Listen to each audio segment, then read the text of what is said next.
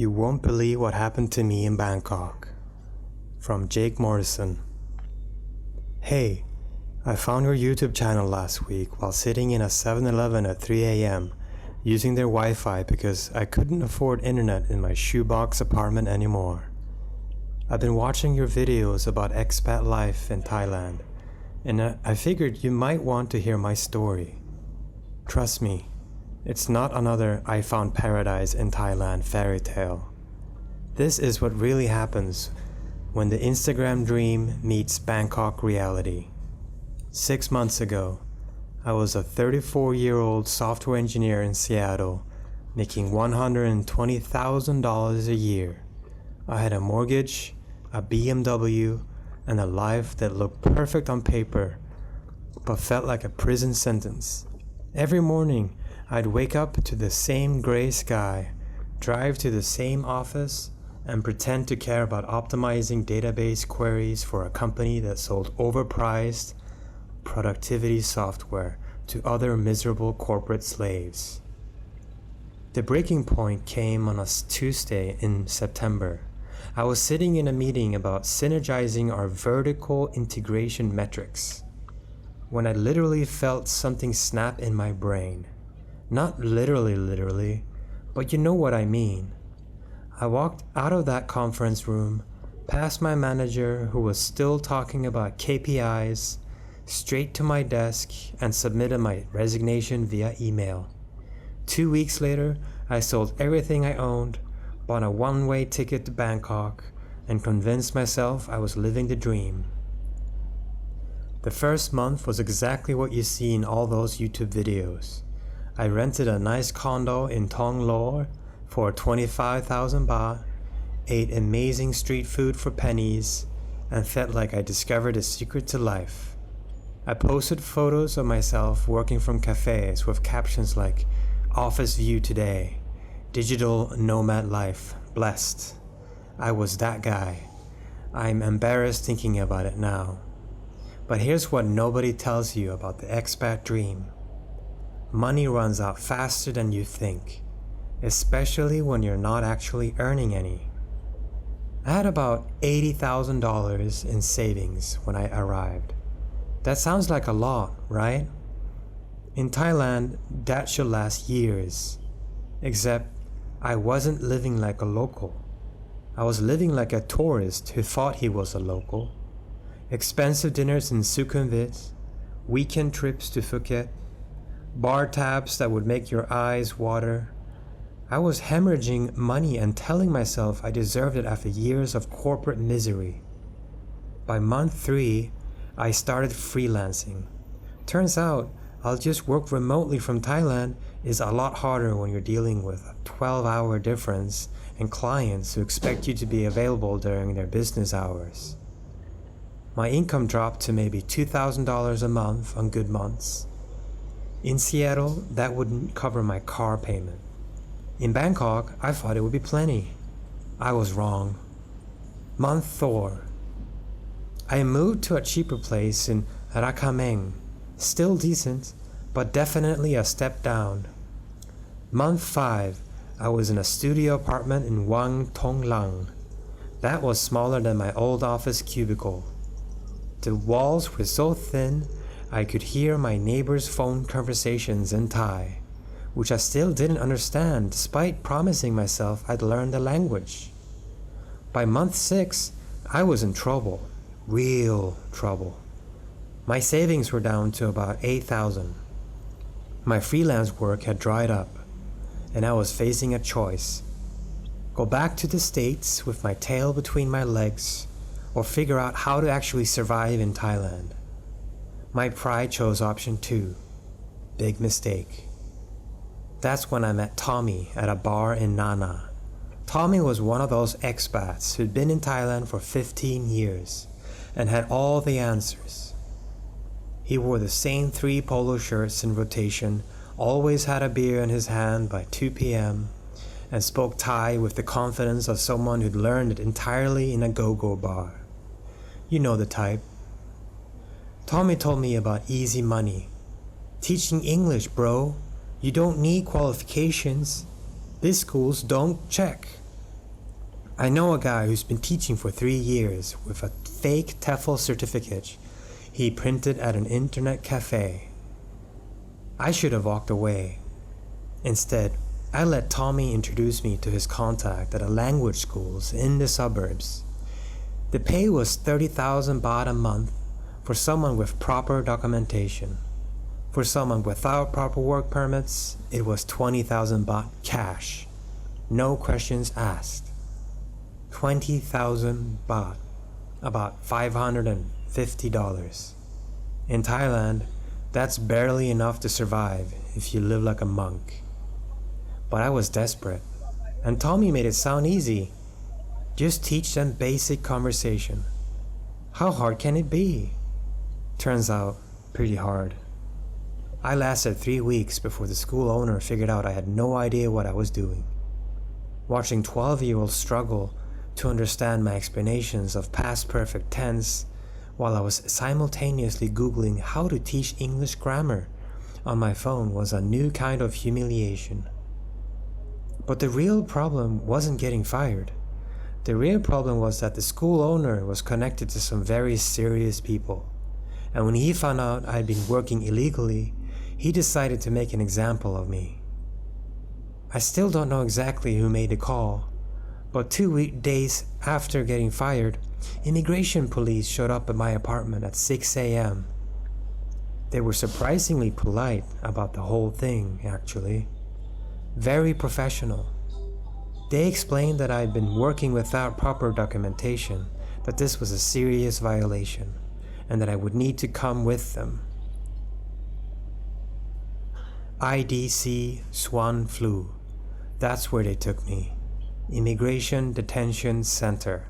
If you don't know what that is, imagine a cross between a prison and a hospital waiting room, but with worse food and no air conditioning that works properly.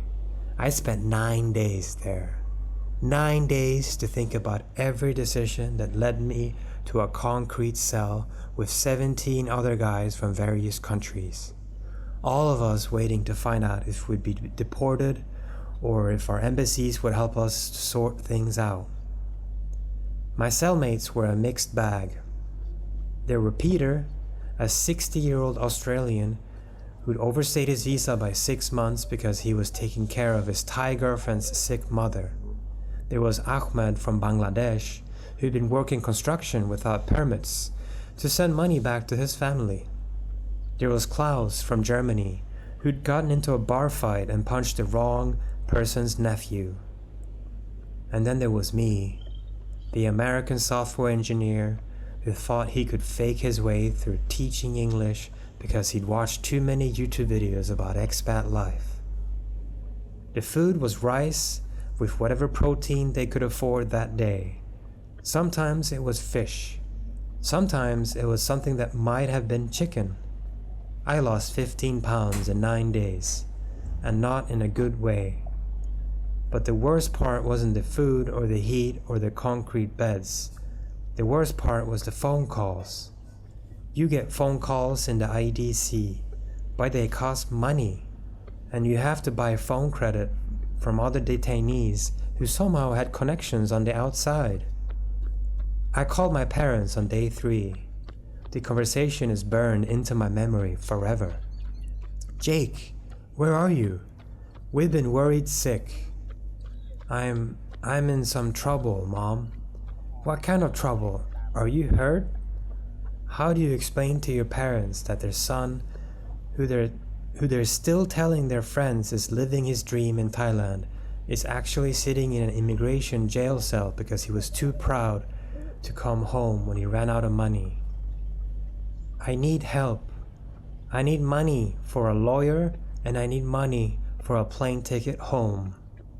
The silence on the other end of the call lasted forever.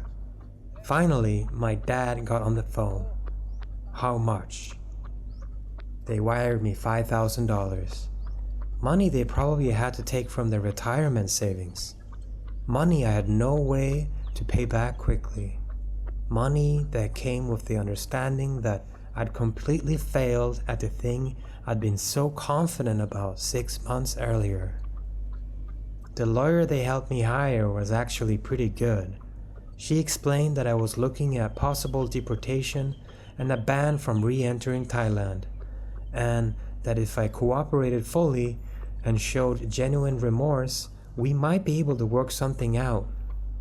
Genuine remorse meant admitting to the immigration court that I had been working illegally, that I had been naive about Thai law, and that I understood the seriousness of my violations. It meant standing in front of a judge and acknowledging that I'd been exactly the kind of foreigner that gives other expats a bad name. They released me on day 9 with a deportation order. I had 2 weeks to leave the country voluntarily, or they'd escort me out in handcuffs. 2 weeks to pack up the remains of my life in Thailand and figure out what come next. I spent those 2 weeks in the cheapest hostel I could find in Khao San Road. 12-bed dorm room, shared bathroom, backpackers half my age, asking me for travel advice because I looked like I knew Thailand. If they only knew. The hardest part was the shame. Walking through Bangkok, seeing all the places I'd taken those confident selfies 6 months earlier, knowing that I'd have to face everyone back home and explain how badly I'd screwed up. I started writing about the experience. Not for social media, I deleted all my accounts after the arrest, but just to process what had happened. How I'd gone from software engineer to illegal worker to detained deportee in 6 months. How I'd burned through my life savings chasing a fantasy that I'd never bothered to research properly. That's when I started understanding what real expat life in Thailand actually looks like. It's not the Instagram posts from rooftop bars. It's not the I work 4 hours a day and live like a king success stories. For most people, it's grinding out a living in a country where you'll always be an outsider, where one mistake can destroy everything you built, and where the safety net you took for granted back home doesn't exist. The guys who make it long term, they're not the ones posting about their amazing lifestyle online. They're the ones who learn Thai, who build real relationships with locals, who started legitimate businesses or found stable employment with proper work permits. They're the ones who respected the country they chose to live in instead of treating it like an extended vacation. I flew back to Seattle on March 1st. My parents picked me up at the airport, and we drove home in almost complete silence. What do you say? Hey, remember how I sold everything and moved to Thailand to live my dream? Well, I'm back. I'm broke. I'm banned from Thailand for 5 years, and I need to sleep in my childhood bedroom while I figure out how to rebuild my life. I'm 35 years old, living with my parents, with about $1,200 to my name, and a gap in my resume that's going to be really fun to explain in job interviews. But here's the weird thing. I'm not entirely sorry it happened. Don't get me wrong. I wish I'd been smarter about it. I wish I'd researched visa requirements and work permits. I wish I'd budgeted properly and had realistic expectations. I wish I'd learned some Thai and made an effort to understand the culture instead of just consuming it. But the experience taught me things about myself that I never would have learned sitting in my Seattle office complaining about meetings. I learned that I'm tougher than I thought I was. Spending 9 days in IDC with nothing but rice and whatever protein they could scrounge up, sharing a concrete cell with 17 strangers, not knowing if I'd be banned from Thailand permanently. That tests you in ways with no corporate job ever will. I learned that my parents love me unconditionally, even when I make spectacularly stupid decisions. The fact that they wire me money without hesitation and pick me up at the airport without judgment means more to me than any career success ever could. I learned that running away from problems doesn't solve them. I left Seattle because I was unhappy with my life, but I never addressed the actual reasons for that unhappiness. I just changed the scenery and expected everything to magically improve. Most importantly, I learned the difference between being a tourist and being an expat. Tourists consume experiences. Expats build lives. I spent 6 months being a tourist with expat ambitions, and that's a recipe for disaster. I'm back in Seattle now, living with my parents, working as a barista while I look for a real job. It's humbling, it's embarrassing, but it's also honest in a way that my life hasn't been in years. I'm saving money, actually saving it this time, not just watching the numbers in my bank account go down while I tell myself I'm investing in experiences. I'm learning Thai through an app, not because I plan to go back anytime soon, but because I want to understand the culture I was living in without really seeing. And I'm planning to return to Thailand eventually, not as a digital nomad chasing Instagram moments, but as someone who wants to contribute something meaningful to the country that taught me so much about myself. Maybe in 5 years, when my ban expires and I've rebuilt my life properly, maybe I'll start a business that actually helps me. Maybe I'll teach English legally with proper qualifications and work permits. Maybe I'll just visit as a tourist and appreciate it for what it is instead of what I want it to be. The point is, I'm not giving up on Thailand. I'm giving up on the fantasy version of Thailand that I created in my head. I wanted to share this story because I've been watching your channel and seeing comments from people who are planning to make the same mistake I made. People who think they can just show up in Thailand with some savings and figure it out as they go. People who are running away from problems instead of solving them. Thailand is an amazing country.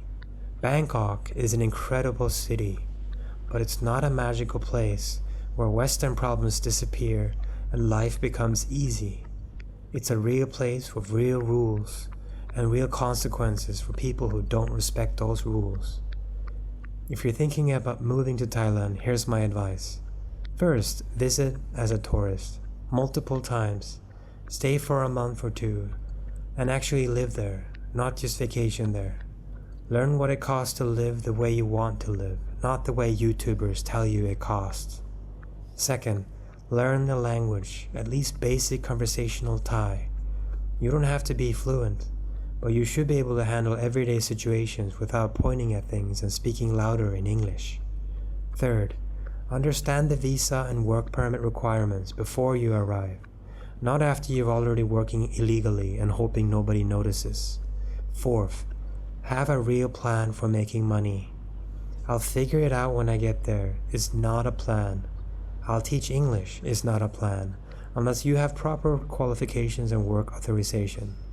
Fifth, respect the culture. Thailand is not your playground. It's home to 70 million people who have their own way of doing things. You're a guest. Act like one. And finally, be honest about why you're going. If you're running away from problems, those problems will follow you. If you're chasing a fantasy, reality will catch up eventually. Go because you want to contribute something positive to Thailand, not because you want Thailand to solve your problems. I know this email is long, but I felt like I owed it to other people considering the expat life to tell the truth about what can happen when you do it wrong. Most of the stories online are either complete success stories or complete disaster stories. Mine is something in between. A disaster that taught me important lessons and ultimately made me a better person. I don't know if this is the kind of story you feature on your channel, but I thought you should know that not everyone watching your videos is living the dream. Some of us are trying to figure out how to rebuild after the dream became a nightmare. If you ever want to talk more about this, I'm happy to share more details. I'm not proud of what happened, but I'm not ashamed anymore either. It's just part of my story now. Thanks for reading, and thanks for making content that shows the real side of expat life. We need more honest voices in this space. Jake. P.S. I'm not using my real name or email for obvious reasons, but everything in this story is true. I can provide documentation if needed. Also, if any of your viewers are currently in Thailand working without proper permits, please encourage them to get legal advice before it's too late. The Thai authorities are getting stricter about this stuff, and it's not worth the risk. Follow-up email, same day, 11:23 p.m. Bangkok time. Hey again, I couldn't sleep after sending that email, so I'm writing that follow-up because I realized I left out some important details that people should know. About the detention center experience, I mentioned IDC swan flu briefly, but I want to be more specific because I think people need to understand what they're risking when they work illegally in Thailand. The facility itself isn't designated to be punishment. It's just holding people until their cases are resolved. But the conditions are harsh by Western standards. We slept on concrete platforms with thin mats. The bathroom situation is challenging. You're locked in most of the day with very little to do except think about your mistakes. But the other detainees taught me a lot. Peter, the Australian guy I mentioned, had been in Thailand for 8 years. He had a small business, a Thai girlfriend, and what seemed like a stable life. But when her mother got sick and needed expensive treatment, he overstayed his visa by 6 months to help with the medical bills and care. I thought they'd understand, he told me one night. I thought if I explained the situation, they'd be sympathetic. They weren't. Overstay is overstay, regardless of the reason. Peter got deported and banned for 1 year. His girlfriend had to sell the business. 8 years of building a life in Thailand, gone because he didn't handle his visa properly when circumstances changed. Ahmed's story was different, but equally heartbreaking. He'd been working construction in Bangkok for 2 years, sending most of his wages back to Bangladesh to support his parents and younger siblings. He was making about 15,000 baht a month. Not much by expat standards, but it was supporting 6 people back home. He got caught in a raid at a construction site. The company had been promising to help him get proper work permits for months, but they kept delaying and paying him cash under the table instead. When immigration showed up, the company owners disappeared and Ahmed was left holding the bag. I know it was illegal, he told me, but my family was eating because of that job. What was I supposed to do? They weren't bad people. They were people who made desperate choices, or who trusted the wrong people, or who didn't fully understand the legal requirements. But the Thai immigration system doesn't care about your reasons. Rules are rules. The deportation process itself is also something that people should understand. Once you're ordered to leave, you have limited time to arrange your own departure. If you can't afford a plane ticket, they'll eventually put you on one anyway and bill your embassy. That debt follows you home. I was lucky because my parents could help me with the money, but I met guys who were stuck in IDC for months because they couldn't afford tickets and their embassies were slow to process assistance. One more thing about the legal consequences. Getting deported from Thailand doesn't just affect Thailand. When you apply for visas to other countries in the future, even tourist visas, you have to disclose that you've been deported from another country. It's a red flag that follows you around. I applied for a tourist visa to visit a friend in Japan last month. The application asked if I'd ever been refused entry to or deported from any country. I had to check yes and provide a detailed explanation. They eventually approved the visa, but it took much longer than normal and required additional documentation. About the money situation, I mentioned burning through $80,000 in savings, but I want to break down how that actually happened, because I think people need to see the real numbers. From month 1 to 2, I spent about $4,000 per month, about $700 for rent, $400 for food, $140 for transportation, $550 for entertainment, and $280 on shopping and tourist activities. And then later on, for month 3 to 4, about $2,500 a month for paying cheaper rent and spending less and having more street food. And then from month 5 to 6, about $1,200 per month. Those numbers don't include one-time expenses like visa runs, medical bills, when I got food poisoning, or the money I spent trying to get proper work documentation before resorting to illegal work. The point is, even being careful with money, I was spending $1,200 to $2,500 per month just to survive in Bangkok. And that's living pretty modestly by Western expat standards. Compare that to my freelance income, which was inconsistent and averaged maybe $1,500 per month on good months, $500 on bad months. The math never worked, but I kept thinking I'd figure out how to make more money or spend less. Pride makes you do stupid things. About the work situation, I want to be clear about something. Teaching English illegally isn't just about not having work permits. Most of the schools that hire illegal teachers are also cutting corners in other ways. The schools where I work wasn't paying into the social security system for any of their teachers. They weren't providing health insurance. The building wasn't up to safety codes. The teaching materials were photocopied textbooks from the 1990s. When you work illegally, you have no recourse if things go wrong. If you get hurt on the job, you're on your own. If they don't pay you, you can't complain to labor authorities. If they fire you unfairly, you have no legal protection. I found out later that the school owner was skimming money from government education programs and using illegal foreign teachers to increase his profit margins. By working there, I wasn't just breaking immigration law, I was participating in a system that was defrauding the Thai government and cheating Thai students out of quality education. That's something I have to live with. Those kids deserve better than a desperate expat who was Googling lesson plans 5 minutes before class. About going home, I mentioned the shame of moving back with my parents, but I want to elaborate on this because I think it's important for people to understand the full cost of failure abroad.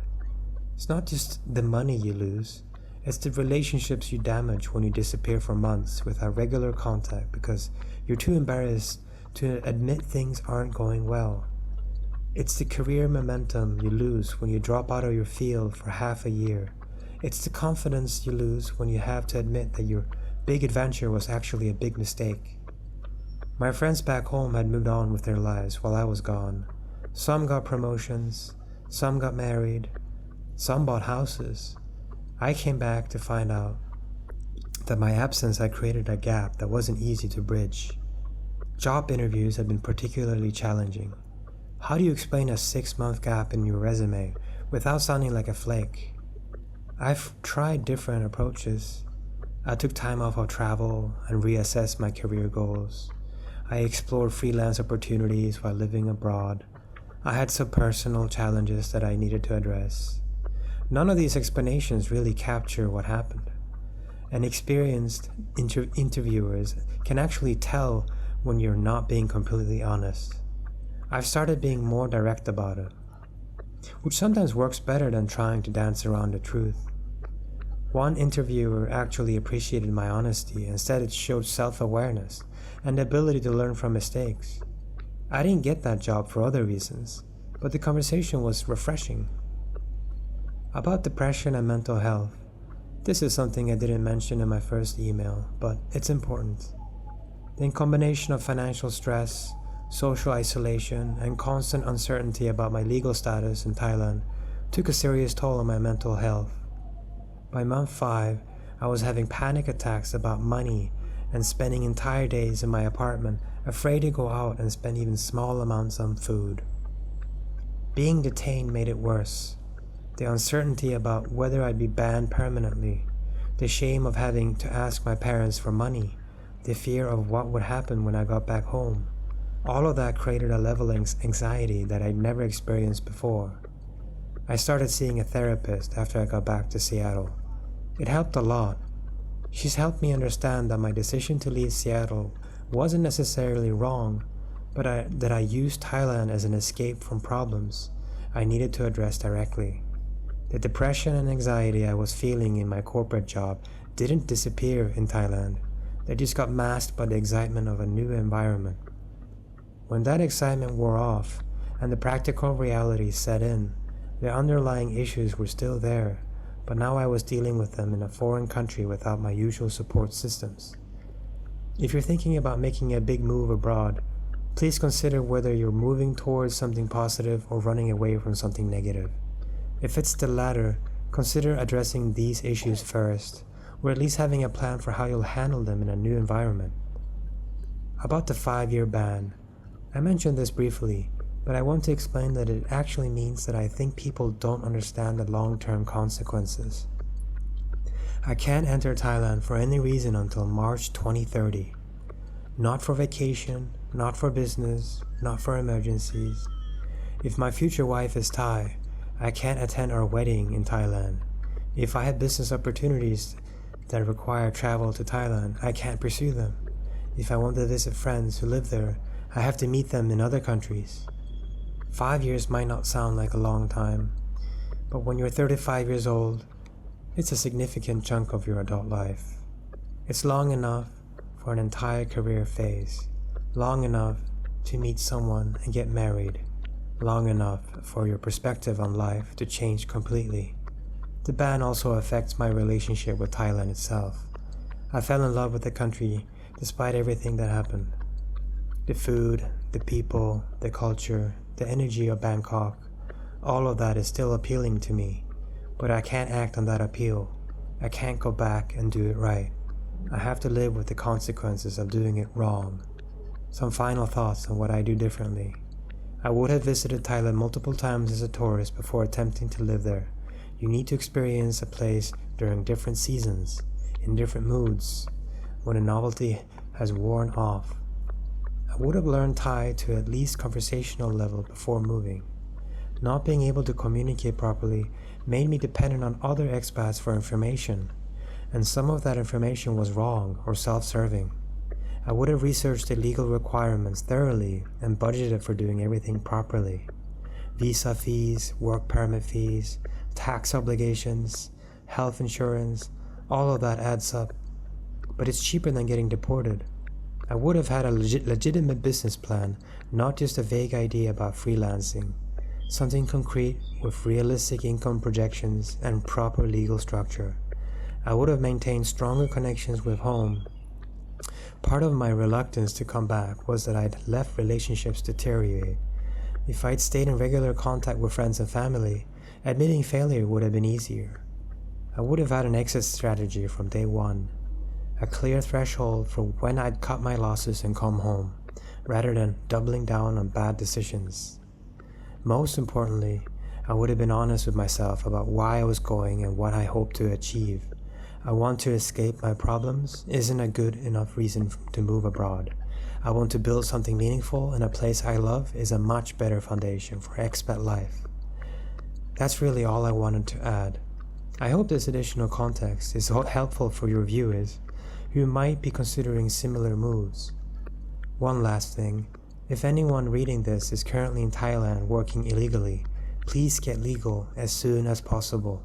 The Thai authorities are cracking down harder on illegal work, and the consequences are getting more severe.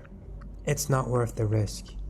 Thanks again for providing a platform for these kind of honest stories. Jake. Final email. I lied about one thing in my previous emails. I need to correct it because it's been bothering me all day. I said I'm not ashamed anymore. That's not true. I'm still deeply ashamed of what happened, especially the part about working illegally and potentially contributing to a system that was defrauding Thai students. I'm trying to turn that shame into something useful by sharing my story and hopefully preventing other people from making the same mistakes. Shame can be productive if it motivates you to do better in the future. It becomes destructive when it stops you from being honest about what went wrong. I'm sharing all of this not because I'm proud of it, but because I think silence about expat failures does a disservice to people who are considering similar moves. The success stories get all the attention, but the failure stories contain lessons that might be more valuable. If even one person reads this and decides to do proper research, get legal work authorization, or consider whether they're moving abroad for the right reasons, then sharing my embarrassing story will have been worth it. That's all. Thank you for reading. Jake.